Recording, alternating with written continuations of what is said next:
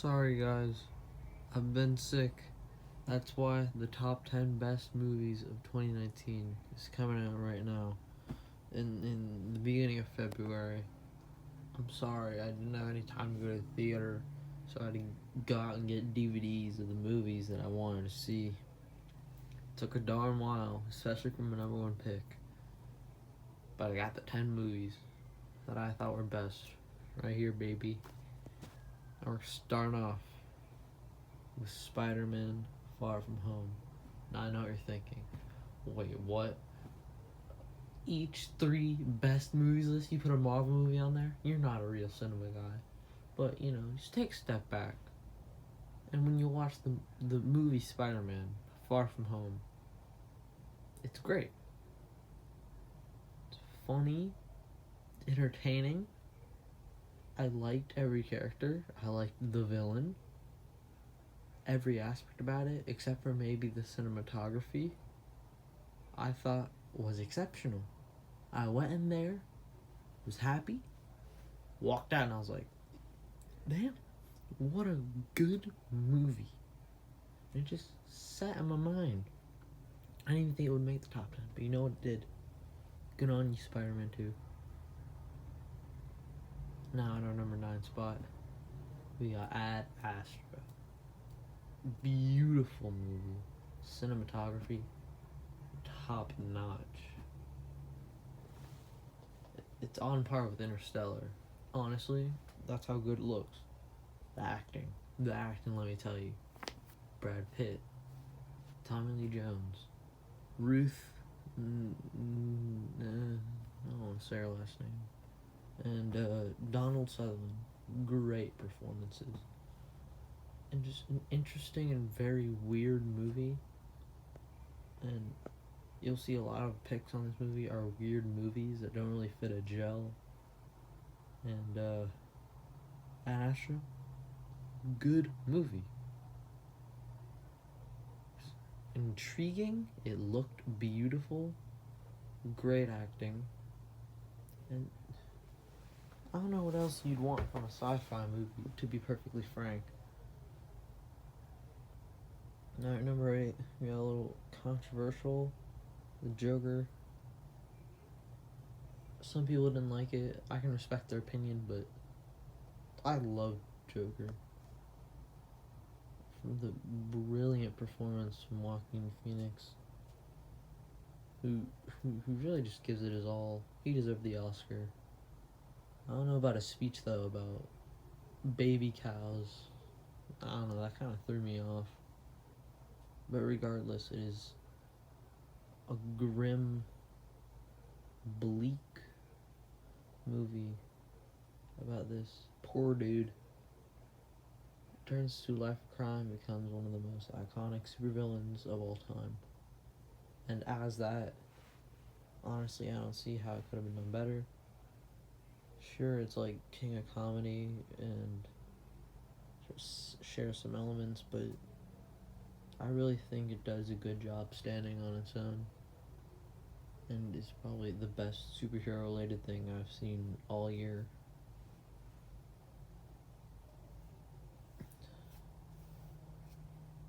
Number 6, we got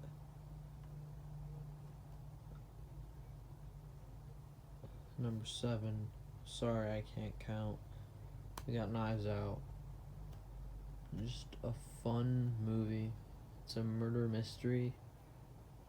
All the acting is phenomenal. I was on the edge of my seat the whole runtime, and the ending is so satisfying that it just makes the whole experience just wrap up in a neat little bow.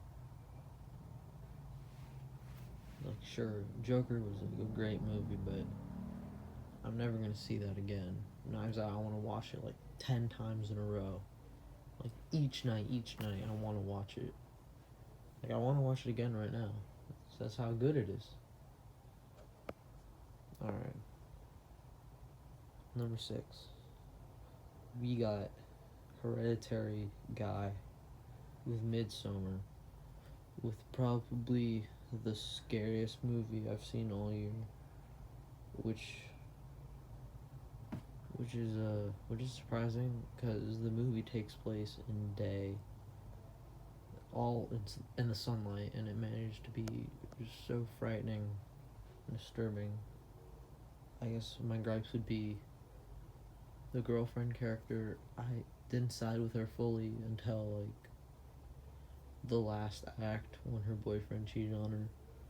So throughout most of the movie, I was like, okay, you're kind of getting mad for no reason, but still, dude, just horrifying, thought-provoking horror movie, and it's everything I want in a horror movie.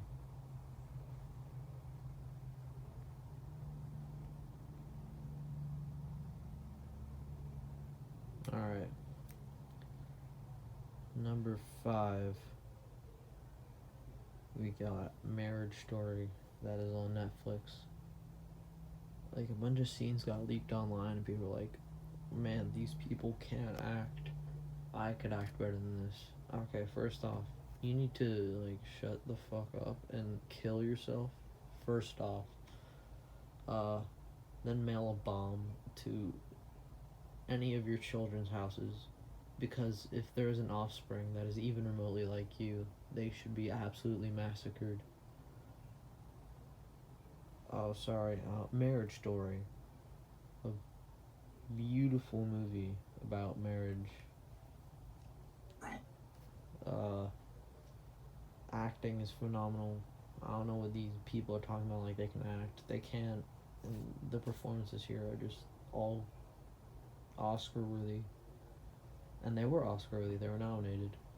You know, Laura Dern, ScarJo, and Adam Driver did phenomenal jobs. It's almost like you weren't even watching a movie. You're like watching two people's lives as they struggle to still be like connected with each other, but also through the divorce, like trying to get their own personal gains, like money through the divorce. And like throughout the whole movie, like you switch alliances. Like, oh, I agree with Scarlett Johansson. She wants the money because like the kid likes it better in L.A. And it's like, oh, she's like stealing a lot of money from Adam Driver with this divorce. So now I'm kind of on his side. And it's just a flip flop. And by the end, you're kind of happy because they both sort of win. And it's just a great, realistic movie. Like a movie that'll make you think the most. And go with Marriage Story. It'll make you think a lot, actually. Like, what if I get married and this happens, you know? Of course, that may never happen. But, you know, who cares? I could just watch movies and do reviews on them till I'm 100. It's pretty fun. Alright. Baby. Number 4 is the Best Picture winner, Parasite. I know, like, everyone's like, it won Best Picture. Shouldn't it be at least 2? Yeah. In any other year, this would have been 2, but 2019 was a great year for movies. So I had to bump this up to 4. It pained me to do so, because it's just a wonderful foreign movie about this poor family that invades this rich family. That kind of sucks all their resources out. And they're like the parasite, but then they find this homeless couple in the basement. And, like, he's a parasite to the rich family.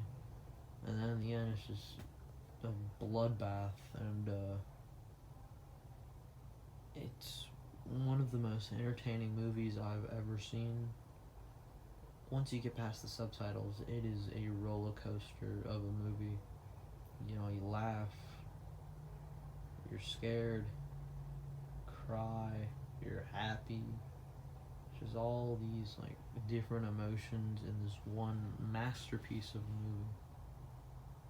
And the director, Bong Joon-ho. Snowpiercer was great. This was even greater. But I like 3 more movies better than this. Number 3 my boy Tarantino. Once Upon a Time in Hollywood. Banger, banger, banger. Banger, okay. I know how it can be done, but I saw this after Parasite. I'm like, Parasite was super fun. How's anything gonna compare? Then I saw Once Upon a Time in Hollywood. I'm like, oh, this is a million times more fun. You know, it's just an entertaining joy to watch. You know, these two characters like Leonardo DiCaprio, Brad Pitt, just go throughout their whole day.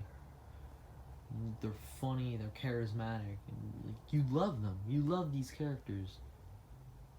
And then the ending where they brutally massacre the Manson family is like one of the most satisfying things ever. Take that over Try Not to Be Satisfied compilation number 15 on the trending page. Yeah, just get a Blu-ray of this movie, skip to the ending.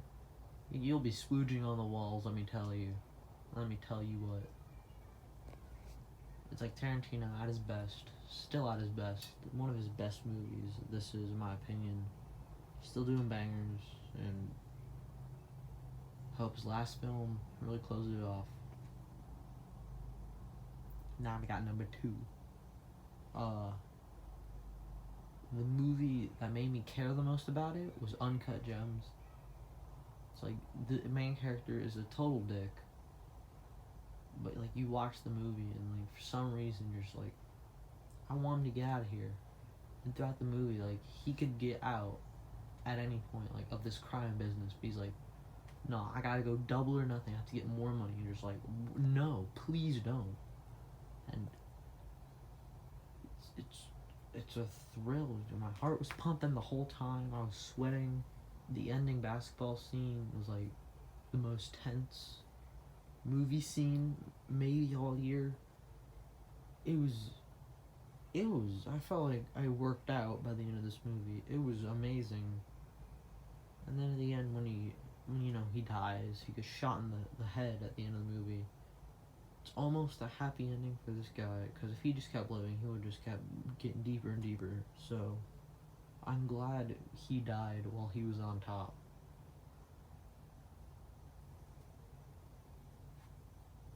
Swear, if you want to get an exercise with just watching a movie, watch Uncut Gems. It's riveting to watch. But here we are. The number 1. What could it be?